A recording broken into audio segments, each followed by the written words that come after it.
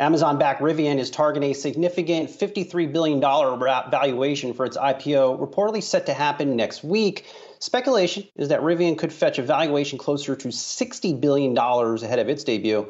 Yahoo Finance's senior auto correspondent, Pras Subramanian, is here with more on Rivian.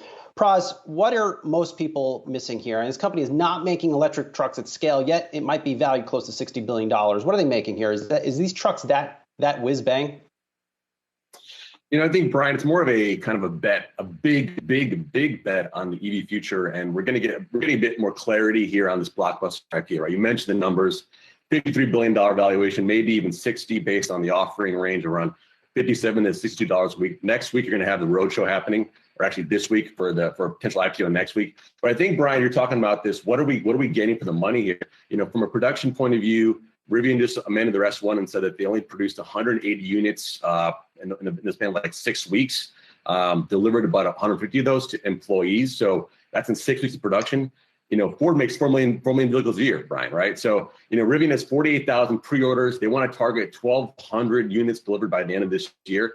That's a big pre-order, bank to go through. And I think that's what people come to the company or investors are betting on. And let's not also forget Amazon, right? Amazon has a 20% stake in the company and 100,000 pre-orders that Rivian has to go through. Will that hurt pickup production? So these are some things that the investor community and analysts are sort of seeing if can Rivian push through that to justify this massive valuation.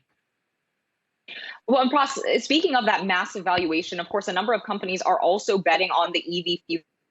So how does Rivian and its offering stack up to the competition already out there? I think at this point, it's good that Rivian has gotten these trucks out on the road. They're delivering and producing here, and even in batches, because the competition is going to be fierce. The Ford F-150 Lightning is already here in terms of it's going to be on the roads in 2022. I've actually ridden in that truck, and it is quite impressive. It is real, it is big, and it is powerful. So that's actually out there. It's going to be hitting the roads probably next year.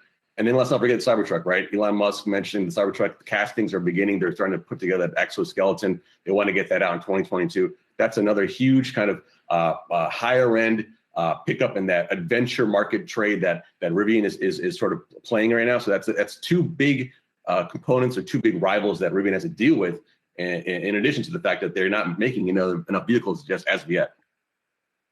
Pras, real-time update here. I had the Polestar 2 this past weekend for a review, and I have to say it did grow on me. Is it the perfect electric vehicle? No. And in full disclosure, I did have trouble plugging it in. I thought you can go to a Tesla supercharger station and plug it in. That wasn't working well for me.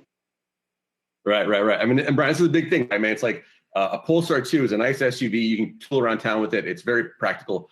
Our buyers are going to want to buy electric pickups that they need to do commercial grade activity, to be able to haul 500 miles sometimes with a payload. That's the big issue that Rivian faces too. All right, Pras Subramanian, always good to see you. I'll keep you posted on my electric car endeavors.